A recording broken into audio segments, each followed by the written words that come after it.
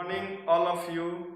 प्यारे बच्चों, जैसा कि कल हमने चर्चा किया था कि आप लोगों के साथ एक कॉमन चैप्टर की शुरुआत करूंगा। जो उस कॉमन चैप्टर का नाम मैंने कल भी उस संदर्भ में बातें की थी कि सिंपल इंटरेस्ट यानी साधारण ब्याज। साधारण ब्याज क्या होता है? अपने जीवन में हम लोग बहुत चीज़ें को अनुभव करते हैं। अक्सर हम देखते हैं यह बातों को कि जीवन में जितने भी चीज़ों घटित होती है उसी घटना के आधार पर मैथ बनाया गया है।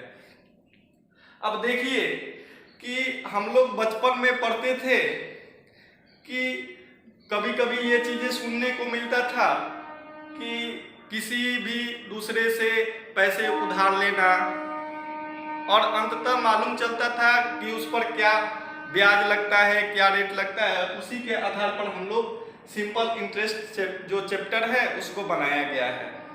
अब देखिए कि कोई भी धन मतलब मूलधन, अगर जिसे मूलधन बोला जाए 1000 रुपया हो और उस पर दर 10% हो और समय भी बताया जाए कि समय उसमें 3 वर्ष हो, 3 इयर्स हो। अब देखा जाए कि समय 3 साल है और दर 10% है और मूलधन 1000 है, इसे हम लोग कैसे बना सकते हैं? हम लोग 7वें 8वें से जो शुरुआत होता है साधारण ब्याज का, उस साधारण ब्याज में हम लोग देखते यह चीजें हैं कि बताया जाता था कि साधारण ब्याज बराबर होता है, साधारण ब्याज बराबर होता है मूलधन गुना समय गुना दर अपन 100।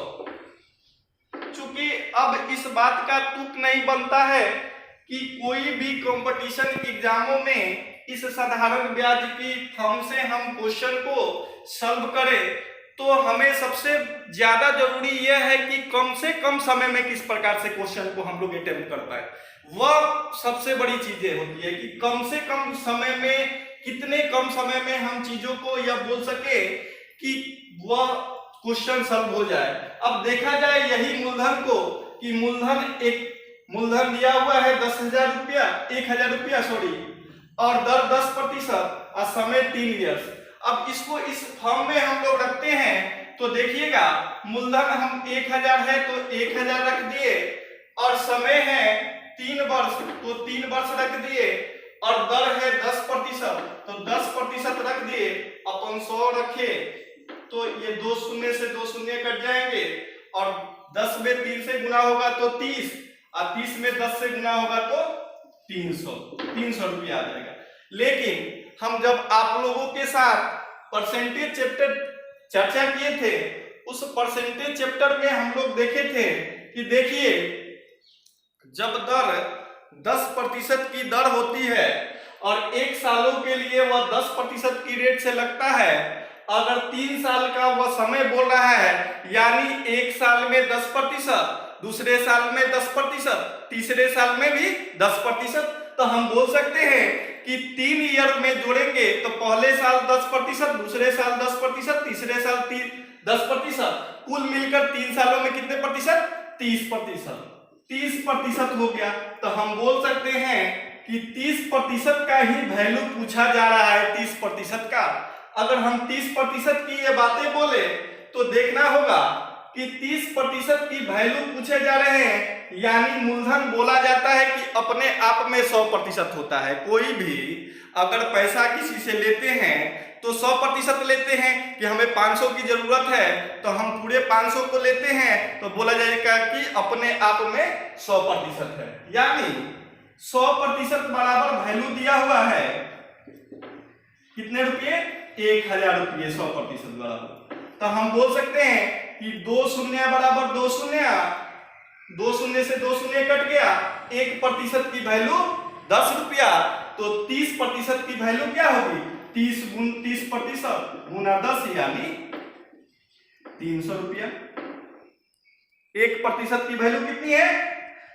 कितनी है 1% की वैल्यू 10 रुपया, तो 30% की वैल्यू 300 रुपया। अब इस फॉर्म से भी हम लोग सिंपल वे से निकाल सकते हैं। तीसरी विधि देखेंगे हम लोग। जब आपको हम चर्चा किए थे कि जब प्रतिशत की चर्चा हुई थी तब बोले थे कि आपको कि 10% की वैल्यू होती है फ्रिक्शन में 1/10। यानी कैसे आता है देखिएगा, प्रतिशत का मतलब होता है प्रति सौ। किसी भी प्रतिशत का मतलब होता है प्रति सौ। 100 का मतलब क्या हो गया कि 10 के 10/100, यानी एक शून्य से एक शून्य काटेंगे तो 1/10 आ गया। अब देखिएगा ये 10 क्या है, ये 10 आपको नीचे वाले जो पर्सन है 100%, जो अभी हम 100% की चर्चाएं कर रहे हैं, यानी मूलधन है। 10 जो है मूलधन है और ये क्या है, यह ब्याज है। यही ब्याज जो है 3 सालों में हम देखेंगे तो 1 साल में 1 है तो 3 साल में 3 यूनिट होगा।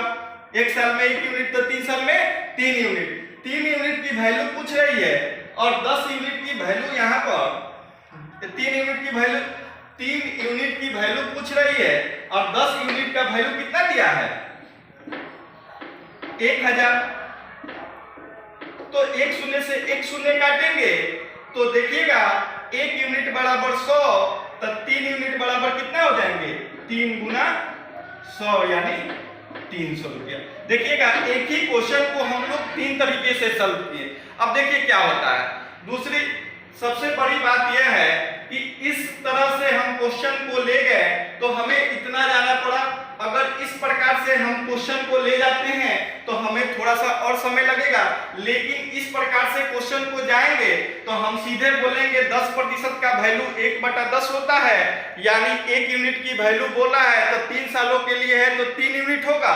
3 यूनिट बराबर हम पूछ रहा है तो 10 यूनिट का वैल्यू दिया है 1000, तो हम काट देंगे। मुंह जबानी ऐसे भी बोल सकते हैं कि 10 यूनिट बराबर 1000, तो 10 से एक शून्य कटेगा तो 100 और 3 यूनिट का वैल्यू पूछ रहा है 100 गुना 3 यानी 300। हम ये बातें बोल सकते हैं। अब देखिएगा यहाँ बेनिफिट क्या होगी। अभी तो हम ये चीजों को आराम से बोल सकते हैं कि सिंपल है 10%, तो आप बोल सकते हैं कि चलो कोई बात नहीं है 10% तो किसी भी माध्यम से निकला जा सकता है। लेकिन आपको अगर बोल दे कि यहीं पर बोल दे कि मूलधन है, आपको यहाँ पर मैं मिटा रहा हूं, पर बोल दे कि मूलधन 1000 रुपये है और अब यहाँ पर ब्याज जो है वह 33.1/3% है। या आप एक बोल सकता है 67.2/3% है, या बोल सकता है 6.1/3% है, या बोल सकता है 12.1/2% बोल सकता है, या बोल सकता है 37.1/2% बोल सकता है, या बोल सकता है 87.1/2% होता है। तो अब वहीं से समस्या क्रिएट होने लगती है कि सिंपल भाषा में बोला जाए तो कोई भी क्वेश्चन को हम लोग सॉल्व करने में समय नहीं लगता है। जब वहीं पर फ्रिक्शन में वैल्यू आना स्टार्ट होती है तो दिक्कत वहीं से बनना स्टार्ट होता है। अब देखिएगा हम उस विधि से जो लास्ट की तीसरी विधि बताया था उस विधि से कितनी आसान है। और समय दिया रहा, समय दे दिया रहा आपको वही 3 वर्ष, मैं मान लेता हूं 3 वर्ष। तो 3 वर्ष समय दिया रहेगा तो हम देखते हैं कि 33.1/3% की मतलब क्या होती है प्रतिशत में। अगर प्रतिशत को हम भिन्न में तब्दील करें तो वही बात होता है कि प्रतिशत मतलब प्रति 100/100। तो यह 33 है तो 33 को 1/3, 33 सही 1/3 को हम तोड़ेंगे तो 33 यहाँ 99 और 99/100/3 यानी 100/3% इसे बोलेंगे। अगर इसे वैल्यू हम जाएंगे तो प्रतिशत का मतलब होता है प्रति 100, यानी 100%/3 गुना 100। 100 से 100 कट जाएगा, प्रतिशत यहाँ से हटेगा, 100 का 100 कट जाएगा, 1/3 वैल्यू। यानी 3 जो है आपको किसके समानांतर है, 3 जो है वह मूलधन होता है और 1 क्या हो जाएगा ब्याज हो जाएगा। 3 सालों के लिए बोल रहा है यानी कुल क्या हो जाएगा, 3 यूनिट हो जाएगा। 1 साल का 1 यूनिट तो 3 साल का 3 यूनिट, यानी हम बोल सकते हैं कि 3 यूनिट की वैल्यू पूछ रहा है। अब देखिए यहीं पर बातें, 3 यूनिट की वैल्यू पूछ रहा है तो 3 यूनिट बराबर खुद दिया हुआ है कि मूलधन है 3 यूनिट, 3 यूनिट बराबर 1000। तो आपको निकालने की अब जरूरत नहीं है, हम बोल सकते हैं कि 3 यूनिट बराबर 1000 रुपया। चलिएगा यहीं तक रखते हैं, आगे कल मैं फिर से जुड़ूंगा इसके साथ आगे के संदर्भ में।